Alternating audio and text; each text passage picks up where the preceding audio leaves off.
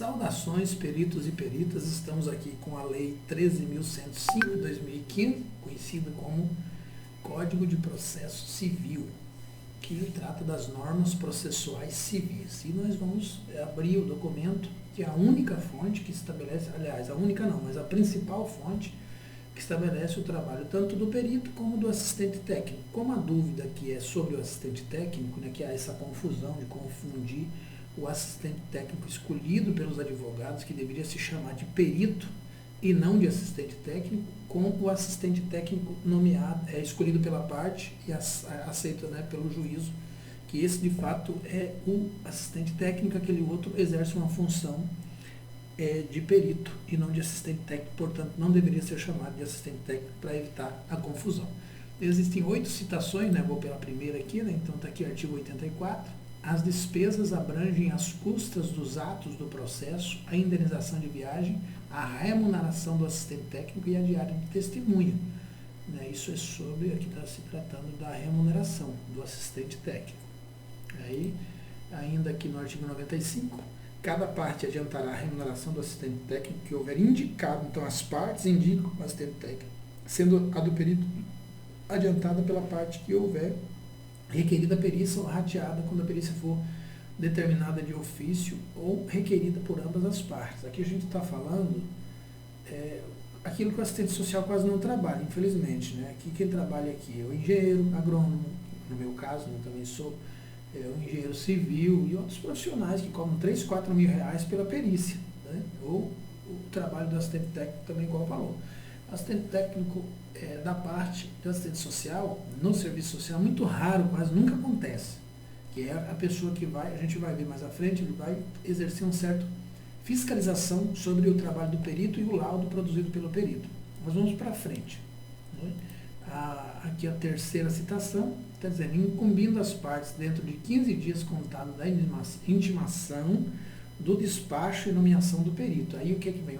Vem o que as partes podem fazer. Né? No artigo 465, o juiz nomeará perito especializado no objeto da perícia, está aqui, ó, e fixará de imediato prazo para entrega. Incumbe as partes dentro de 15 dias da intimação do despacho e nomeação do perito, arguir o impedimento ou a suspeição do perito, se for o caso, aqui se for parente, se o perito teve alguma relação trabalhista com uma das partes, uma série de questões, né, tem que ser impedido. Né?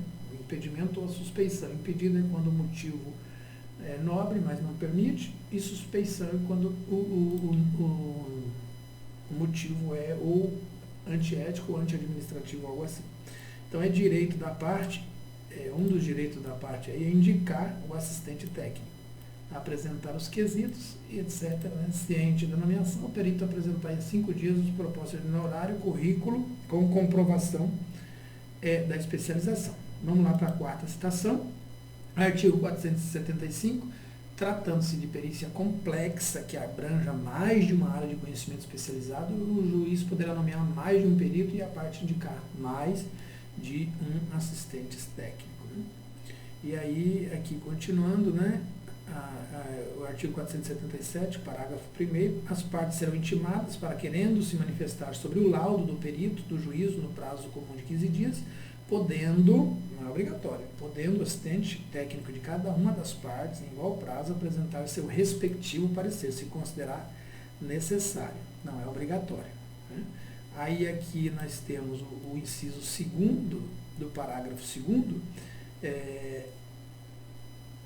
que se o parecer for divergente, né, o parecer for divergente apresentado do assistente técnico da parte, o juiz deve em 15 dias esclarecer o ponto sobre o qual exista divergência ou dúvida de qualquer das partes do juiz ou do órgão do Ministério Público. Né?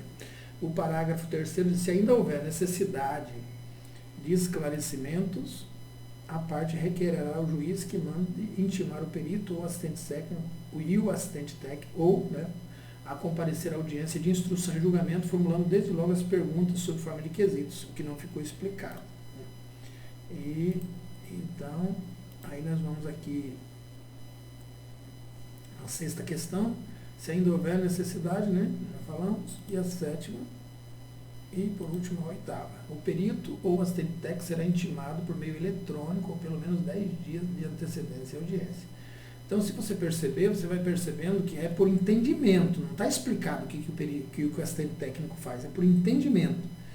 Então, entendimento faz isso, faz aquilo. Então, resumidamente, ele é indicado pela parte, acatado pelo juiz. Ele não gera laudo, não faz perícia, ele fiscaliza o exercício profissional realizado pelo outro assistente social. E aí aquelas pessoas que vão dizer, mas um assistente social fiscalizando o outro, e não sempre foi assim. Quando é que foi diferente? Tudo que a gente faz é fiscalizado por outros profissionais. Lá no CRES, no Cefes, ou mesmo dentro da nossa própria instituição ou na instituição parceira. Nós somos fiscais da profissão, juntamente com o CRES. Então está lá no Código de Ética, compõe, que é a obrigação dos assistentes sociais fiscalizar também a profissão, né? Isso é muito importante entender, porque existe um ranço, né, por parte dos assistentes sociais em relação à palavra fiscalização, como se fosse uma coisa ruim, e não é. É um trabalho que é feito o tempo todo, né? Então a gente precisa ver isso aí como uma coisa boa. A fiscalização é uma coisa boa. Você pode chegar no perito e solicitar dele uma parceria para o trabalho, né? Que é importante. Então, nós vamos vendo aqui, né? Então está aqui, né? A lei, ela vai dizendo aqui, tem pelo menos em 3 lugares, né? A lei 8662, no seu artigo 10º, diz que compete ao CRES em suas respectivas áreas tratar fiscalizar e disciplinar o exercício da profissão de assistente social na respectiva região, né? E aqui no artigo 8 da lei 8662, do artigo 8º, compete ao Conselho Federal de Serviço Social orientar, disciplinar, fiscalizar e defender o exercício da profissão. E no inciso 11º do artigo da lei 8662, do artigo 5º, onde trata das atribuições privativas, fiscalizar o exercício profissional através dos conselhos federais e regionais. Então, a fiscalização é através do conselho, porque você acaba, quando há violação, denunciando para o conselho. Mas aqui, no caso, é uma fiscalização de processo de trabalho específico dentro do documento.